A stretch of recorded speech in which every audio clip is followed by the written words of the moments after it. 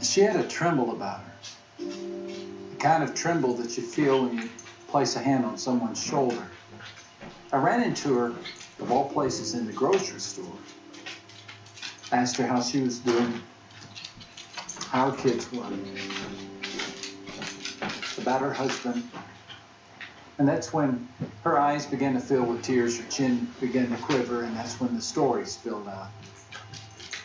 He had left her, traded her in on a newer model. She didn't think she was going to make it. And so the produce section became a sanctuary here of sorts, and I prayed for her.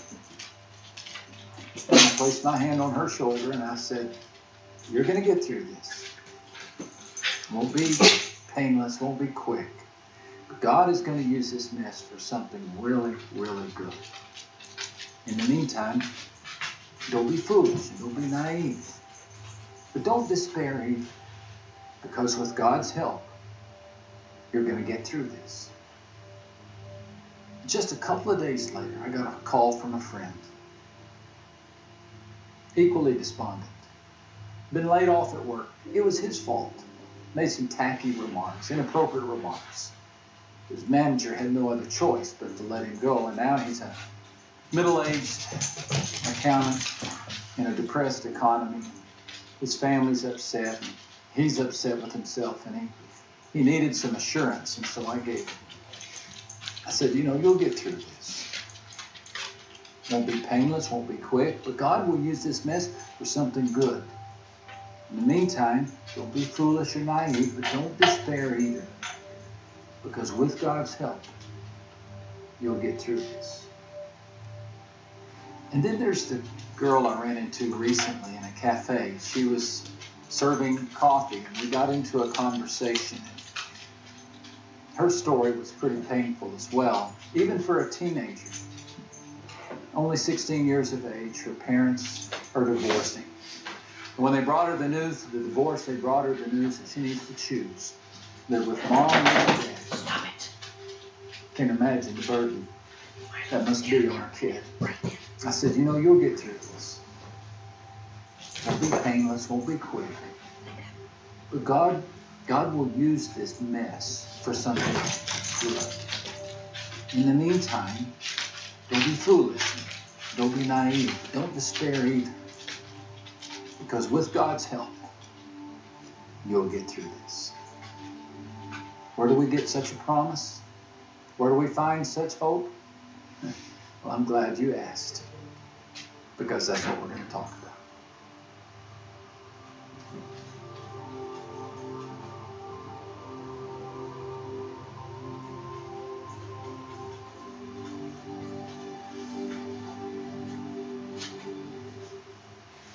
Well, life comes with challenges.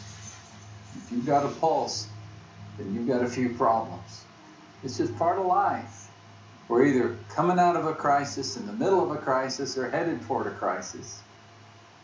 But we don't have to face these challenges alone. Over these next 6 sessions, I want to assure you that you're going to get through this. You're not facing this without help.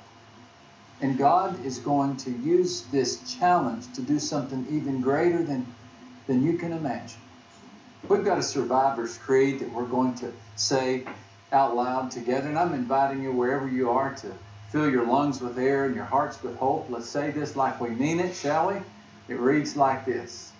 I'll get through this. It won't be painless. It won't be quick.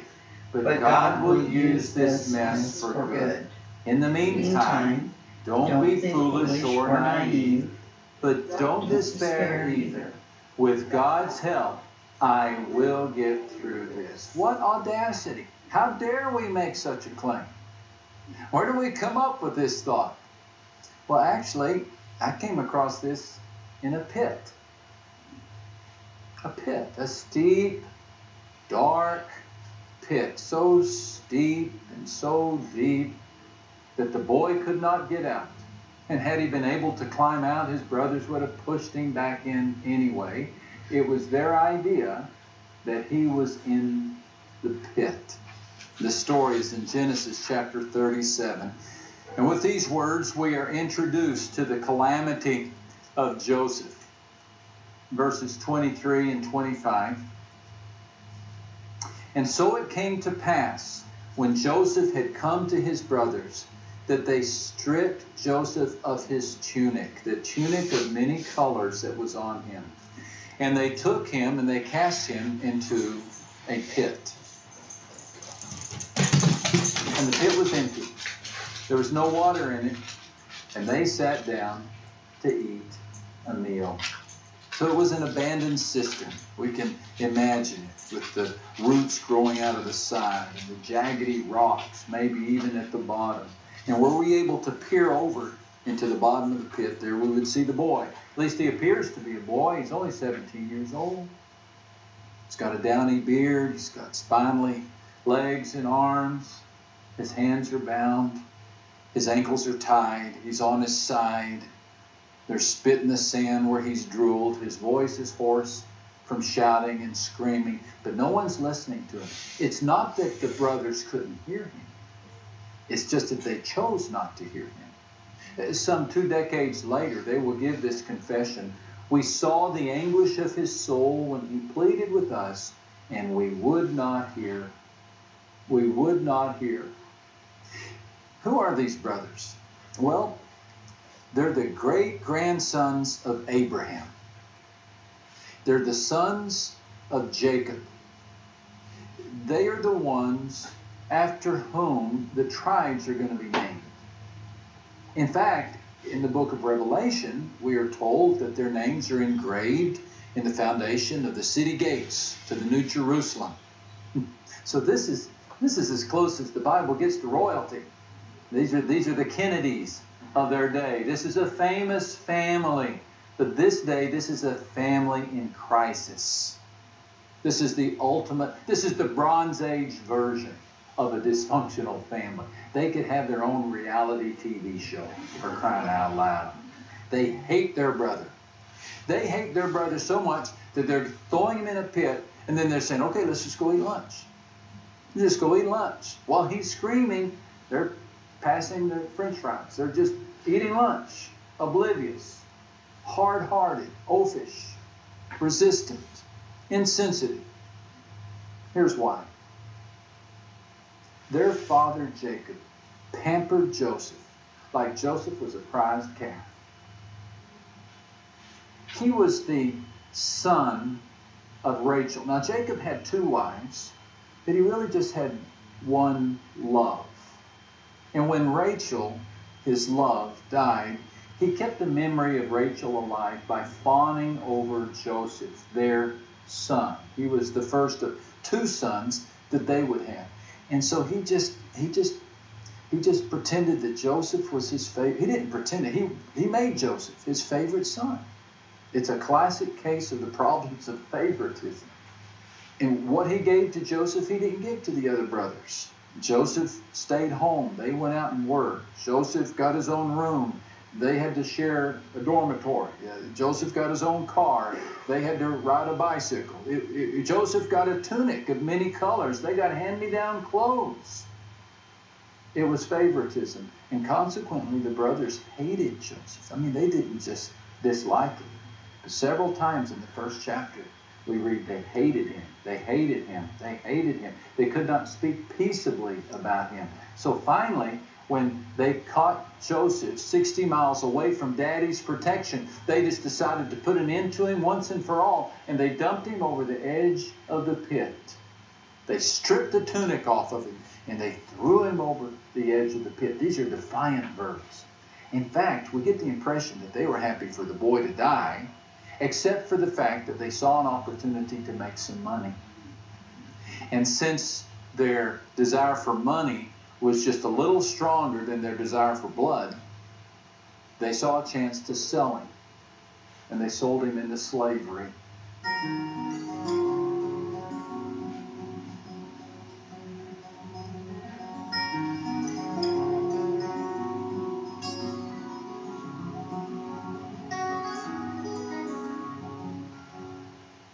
Now Joseph didn't see this assault coming.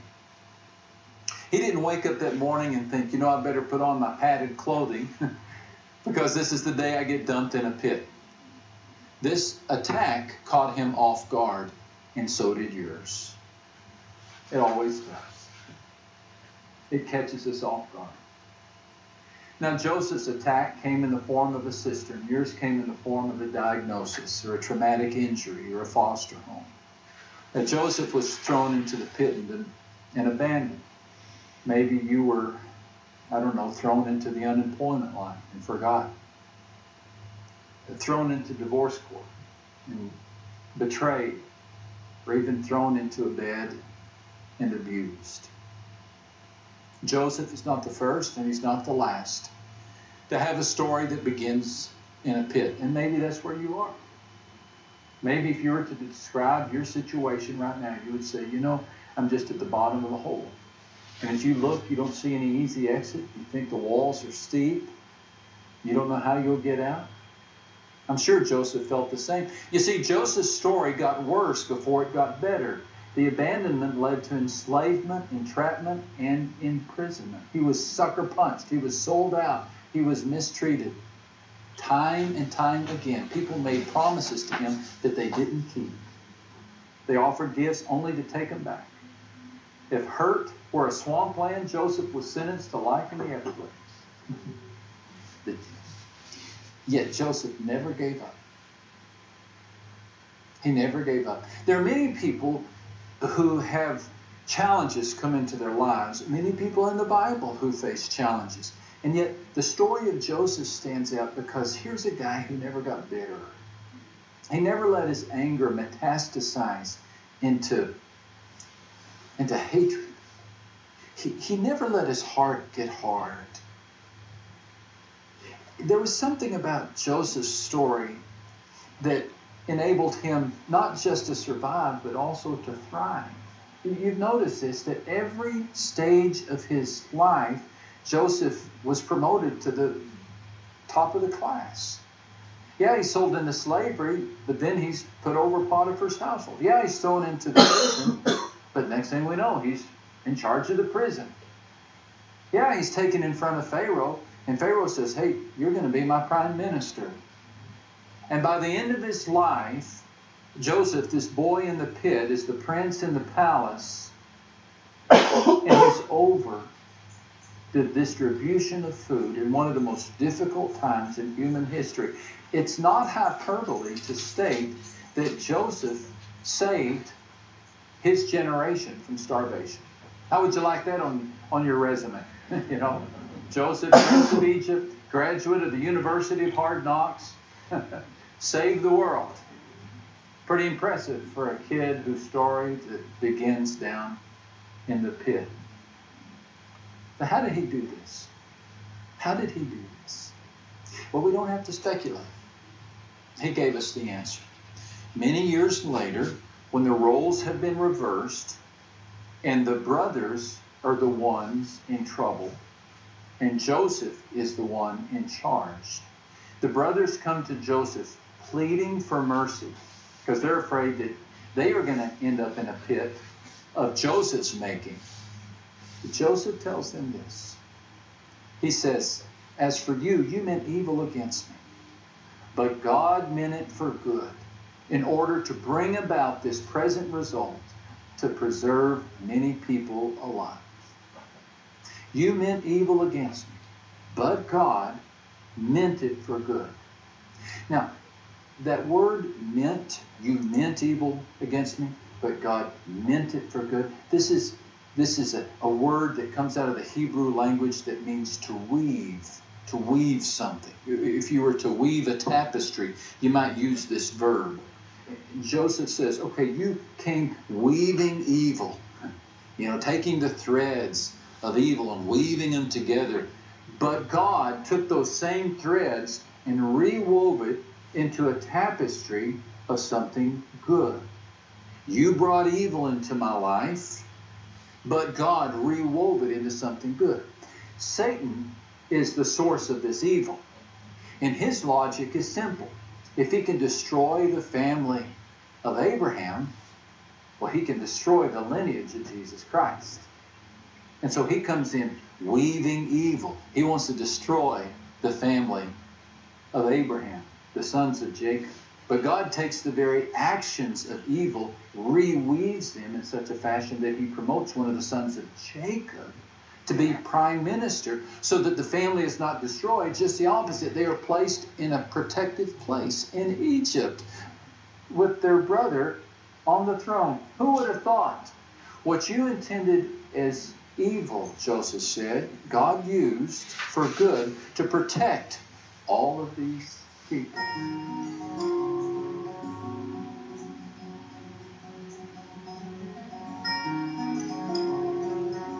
You know the reason I think that Joseph's story is in the Bible? I think the reason that Joseph's story is in the Bible is to teach us that God can trump any evil in the world. There's nothing in the story of Joseph that would say there's no evil in the world. Evil is on every page. It's on every page, and there's evil on every corner in the world today. But every page of the story of Joseph, even every paragraph, every sentence in the story of Joseph tells us that God can take this evil that has come into your world and mine, and he can use it. He can reroute it. He can reweave it. He can repurpose it. He can recycle it. He can redeem it into something good. You're going to get through this. You are. You're going to get through this. We fear we won't. That's one of the challenges of tough times. We fear that the depression will never lift. We fear that the screaming will never stop. We fear that we'll never understand the pain. We fear we won't get through it. But you need to know, and I need to know, that through is one of God's favorite words. He gets us through the Red Sea. He gets us through the fiery furnace. He gets us through the storm. He gets us through even crucifixions. God can take that which appears to be evil, and he can get his people through. Deliverance is to the Bible what the Mardi Gras is to New Orleans. It's big, it's brassy, it's everywhere.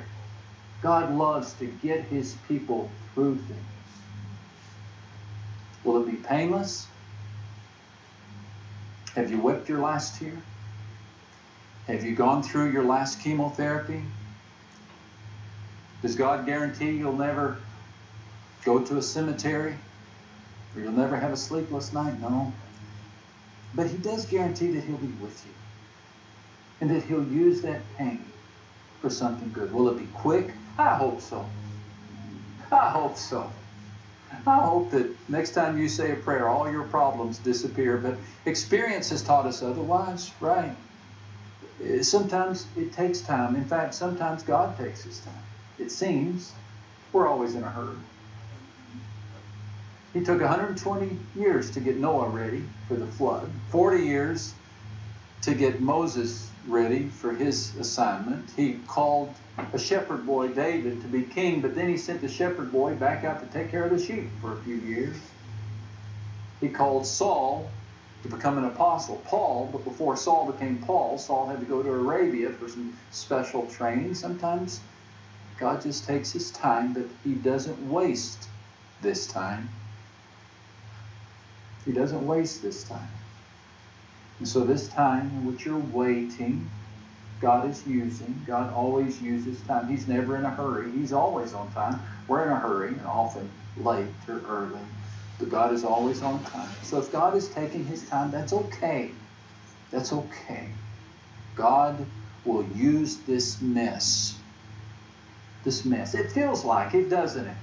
I mean, it feels like a perfect mess. We look at Joseph in the pit, and we say, oh boy, what a perfect mess. But God looks at this and says, oh boy, what a perfect chance. Perfect chance to train and develop the future prime minister of Egypt. I don't know what all Joseph needed to learn, but God knew exactly what Joseph needed to learn. And part of that training came in the pit, part of it came in the house of Potiphar, part of that training came in the prison. But all of that was working together to create the kind of person that God was going to use to accomplish his will. Believe me, dear friend, God is working right now in this mess. He's working right now in this chaos, in this confusion. He's teaching you something that he wants you and I to know. He's training us for exactly what? I can't say, but God can. And he has you enrolled right now in a course that maybe you didn't volunteer for. It's assigned curriculum, right? He has assigned you this curriculum because he wants you to develop a characteristic or a skill that he can then use to further his kingdom. So you'll get through this. It feels like a mess, but he will use this mess for something good. So in the meantime, don't be foolish or naive. You're a sitting duck for stupid decisions right now, so you got to be careful. You got to stay faithful. You got to stay prayerful. But you got to keep believing. Hang on to hope. Hang on to hope. You got a parachute handed to you. God's presence. Put it on. Hang on to it. He's with you in this. God will use these tough times for something good. I want to be very clear. You are a Joseph in your generation. You carry something of God within you. Something holy. Something good. Something positive. Something encouraging. And Satan would love to neutralize you.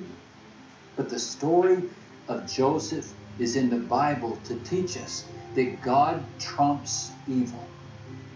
And he rescued Joseph, and he's going to rescue you as well. Just be patient and just trust him. Joseph would be the first to tell you that life in the pit stinks. But if there's one good thing about life in the pit, it's this. There's only one way to look. Look up. Look up. And the same God who reached in to help Joseph is the God who's going to reach in and help you.